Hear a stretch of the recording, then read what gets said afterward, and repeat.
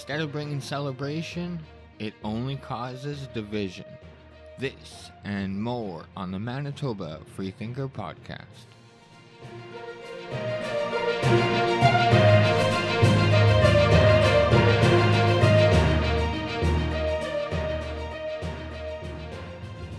Welcome back to another show, ladies and gentlemen. I hope you're having a wonderful day as always. Quick question, what did you guys end up doing for Canada Day? Did you guys celebrate it, or were you guys in attendance of one of the two marches that were held downtown for the residential school survivors? Or did you guys just end up staying home? Either way, let me know in the comments below. I'm not sure if it was the community that that held this, or it was just a bunch of local residents. But where I live, some people put, I think, some pretty decent money into the fireworks, and just outside my backyard, I seen a great display, so it was pretty good. But let me know what you guys were up to. Yeah. All right, Manitoba. Wow, I found out yesterday really quick how toxic and negative Twitter can be. And honestly, I never thought it would just come over the act of celebrating Canada Day. Like, I never thought that would be such a hot topic to divide Canadians, especially in 2021. There's literally never been a better time to be alive, ever, in the history of being a human being. And on top of it, we live in a first world country, Canada. You know what I mean? And the only thing I said, I can't remember what the actual post was because I ended up getting blocked by this person. But I just asked, can't we celebrate Canada Day and support indigenous people? That's all I asked. And that set off a tweet storm of hate. So it was kind of funny, but man, I never thought in 2021 that this would be such a divider in Canada.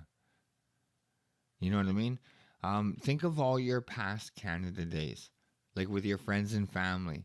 There would be flags everywhere, kids with their faces painted, red and white shirts, fireworks. There would be food venues. I know that wouldn't happen now regardless because of COVID, but I'm just saying it was like everyone is in a good mood. Everyone was happy. It was a celebration. It was a time for celebration. And obviously there's reasons for celebration. I've been to events like in towns all over Manitoba, and they're all great. But now in 2021, due to the discovery of the grave sites at the residential schools, that's not hidden knowledge. We knew about the schools.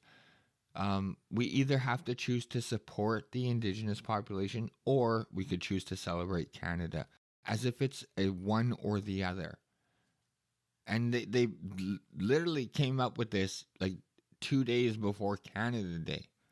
You know what I mean? I was literally reading tweets saying that if you celebrate Canada Day, you're celebrating genocide. Even the name of one of the marches held in Winnipeg, there's no pride in genocide. Like, really? On Canada Day? Really? And what's even more fucked up is all the people on Twitter that are just jumping on the bandwagon. Again, I'm not talking about the people in the marches. I'm just talking all these fucking Twitter bots. And the funny thing is, they're all tweeting this from their iPhone, which we all know are basically made from by slave labor. Like, in China, these factories are so fucked up. They put nets around the factories because so many people are committing suicide. And all these Twitter warriors want to say how bad Canada is, tweeting this from their iPhone while they're silent on slaves that's taking place, sex slaves and everything that's happening right now in China. The TRC report came out in 2015. This is not new information. So think of how many hypocrites are now just jumping on the bandwagon. And I'm not talking again about the people in the marches. That's one thing. I 100% agree with the marches.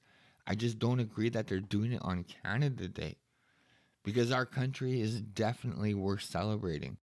But anyways, I'm talking about the two-faced politicians, the provincial and the city officials, who knew for the last 6 years about the TRC report, and they were just silent.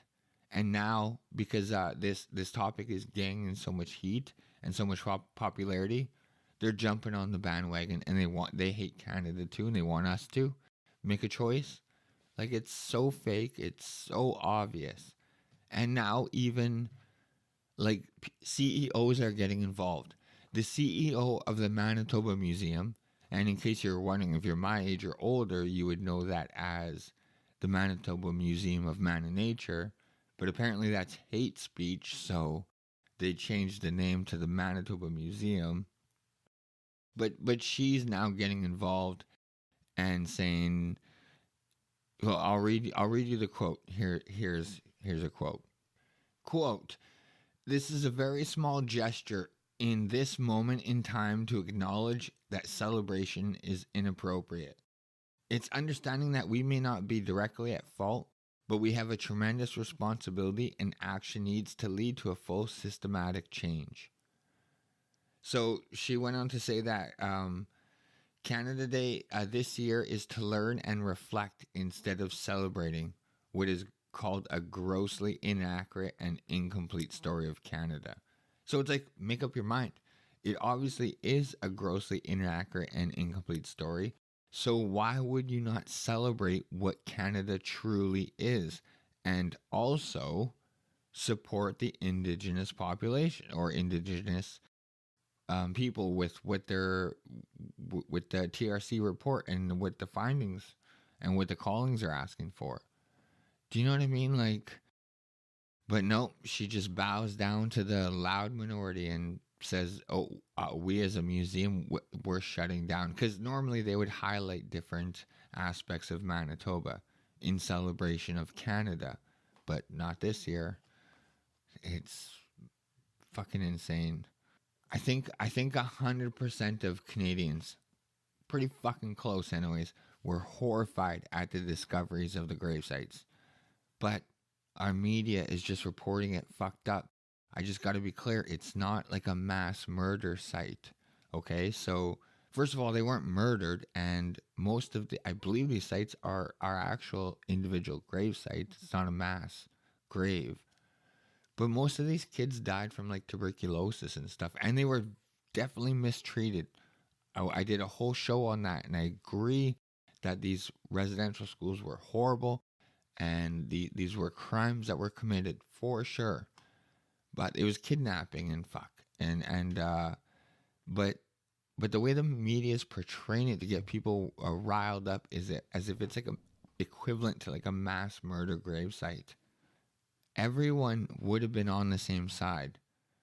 You know what I mean? They're horrified at these events. But then all of a sudden you made Canadians choose between the two sides. Either support Indigenous or you can support Canada Day. And by doing that, you're supporting genocide. Like, really?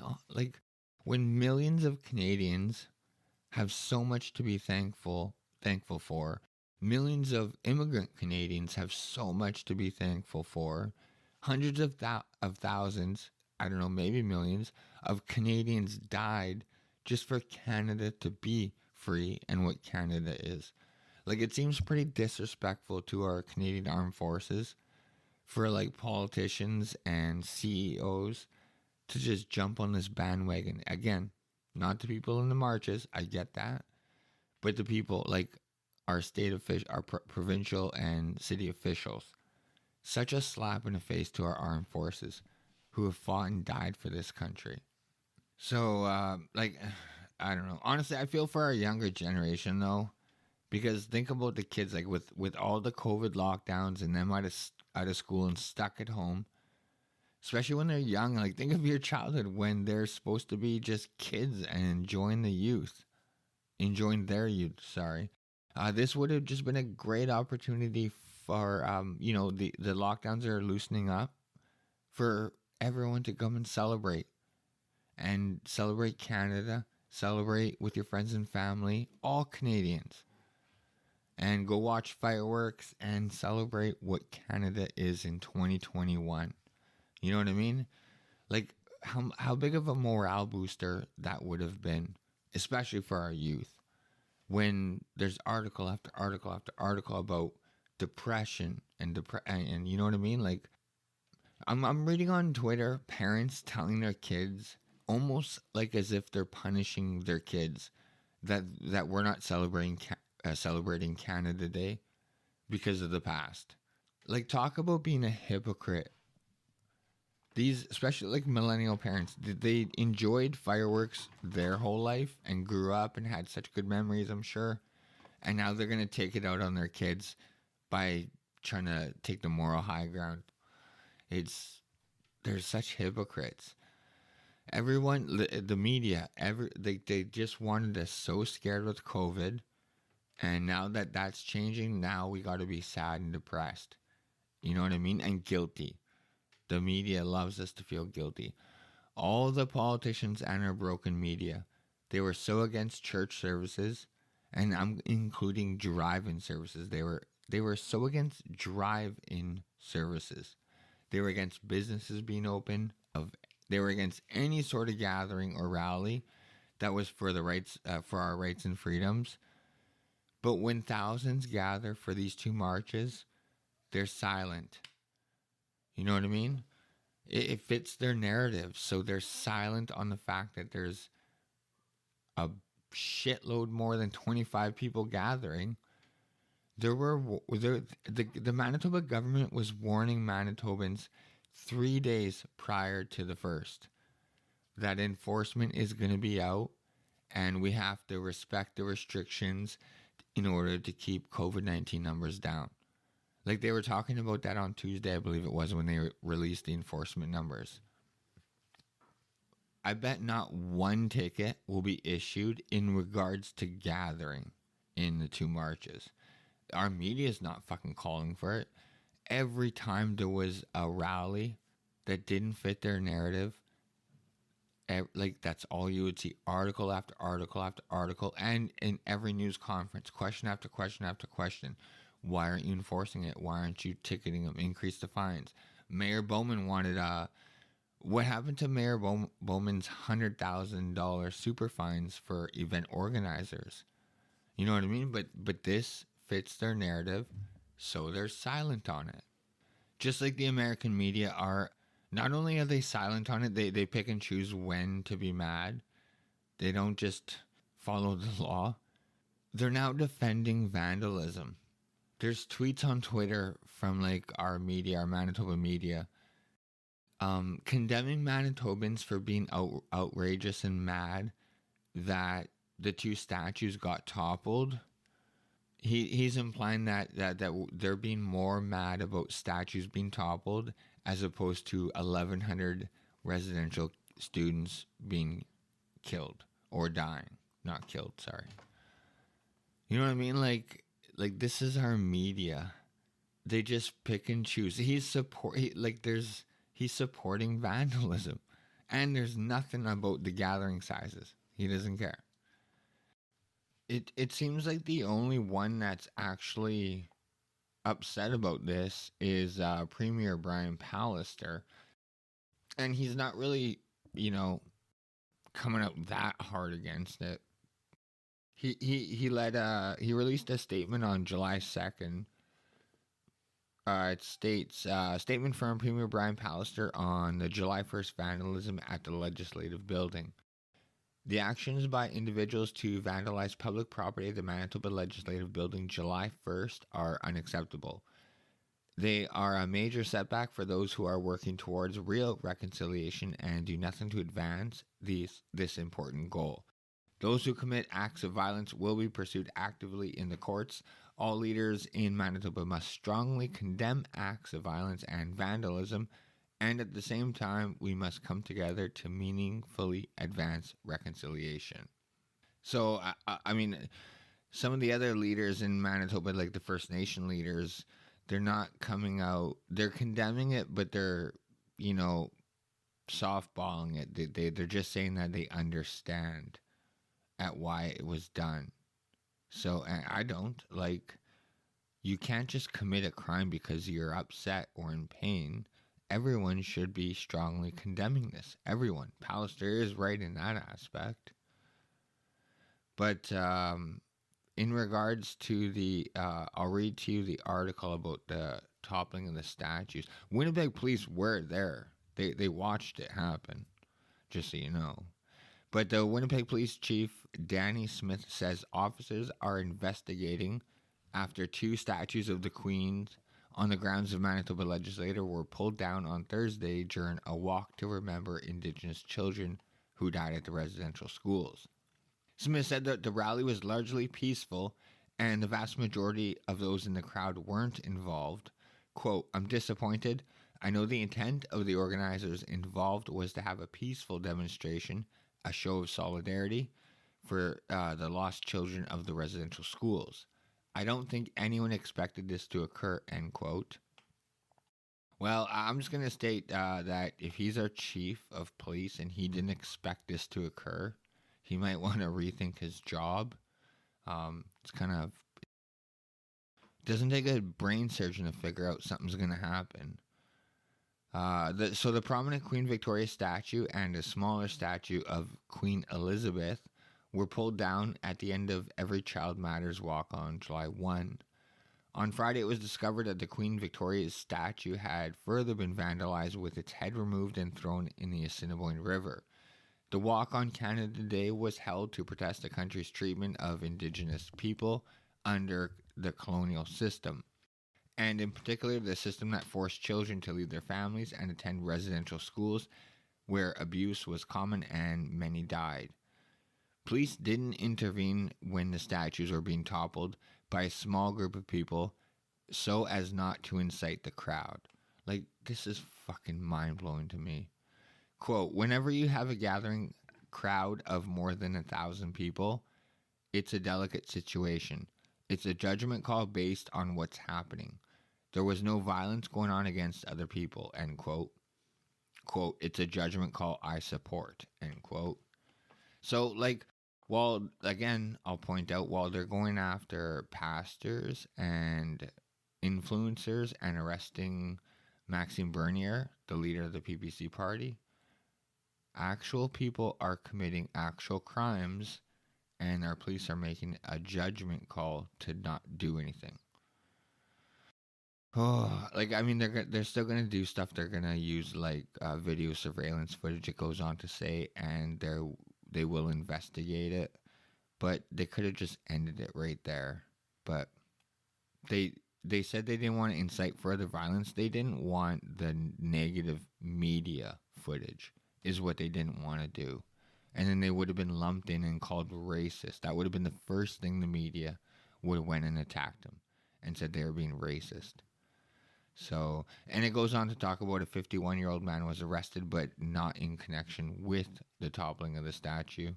He was vandalizing vehicles in the parking lot. So we'll see if something comes from this. Again, I always support marches and protests, but not when they commit crimes, especially when you only convict people that don't fit your narrative. That's the most frustrating part.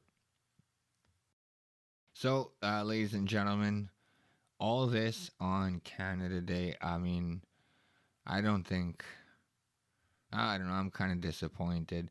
Just no one was celebrating. Even, I'll read you this statement from Premier Pallister, supposedly commemorating Canada Day, and it's just so depressing. Like, this is not what Canada is. Anyways, this is what it says. Today, the 154th anniversary of Canadian Confederation, is a day of reflection. Our country has experienced a long history with struggles and challenges, and the recent tragic discovery of unmarked graves on the grounds of former residential schools in Manitoba, Saskatchewan, and British Columbia is deeply felt here in Manitoba and across our nation. It is heartbreaking and should be inspiration for all Canadians to help right the wrongdoings of the past and build a better future. This tragedy has shone a light on our collective need to come together as Canadians to address this terrible legacy of residential schools and learn from it as we move forward together in the spirit of reconciliation. Our government is committed to advancing reconciliation with all Indigenous peoples and non-Indigenous peoples in Manitoba and across Canada. We will continue to build on our relationships with Indigenous peoples, communities, and leaders in our understanding of treaties and Indigenous history and traditions, and work collaboratively and respectfully. The traditions, history, and teachings of Indigenous peoples have shaped our province and our country.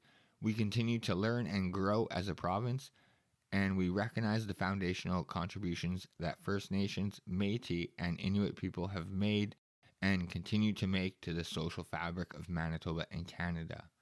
For over 100 years, Canada has been the home of hope for people from all over the world, hope for a better and a brighter future. I am confident that we will continue to be that hope, that home of hope, and be resilient in the face of adversity. While we have a lot of work ahead of us as a country, we have a lot to be thankful for. The COVID-19 pandemic has handed us new and ever greater challenges than ever before. It has challenged our determination, resiliency, and resolve. Over the past year and a half, Manitobans and Canadians have made great personal sacrifice in order to protect their community and country. In this post-pandemic era we are about to enter, I believe now more than ever before, we stand united in our commitment to build a healthier, stronger, and more prosperous country for all Canadians. So does that sound like celebrating a great country to you? It sounds like an apology letter.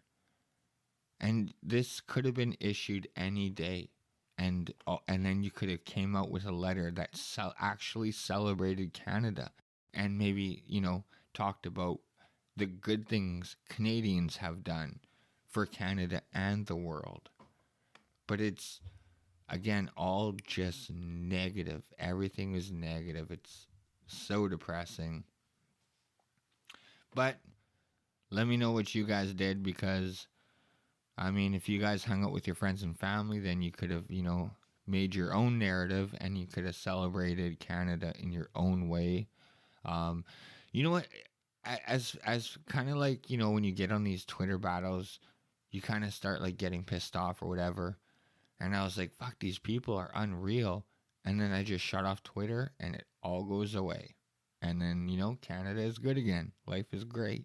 So, sometimes just shut off the news, shut off Twitter, and, celebrating Canada was perfect. It was amazing. Like I said, the people that live close to me or the community, I don't know, they put on a wicked fireworks show, and I just sat in my backyard and watched it. It was great. But either way, Manitoba, I hope you guys did have a wonderful Canada Day. Despite everything, I hope it all was good. But also, quick note, I hope you guys are hanging in there with the heat. It is going to stay like this for a long time, so be prepared. It is hot.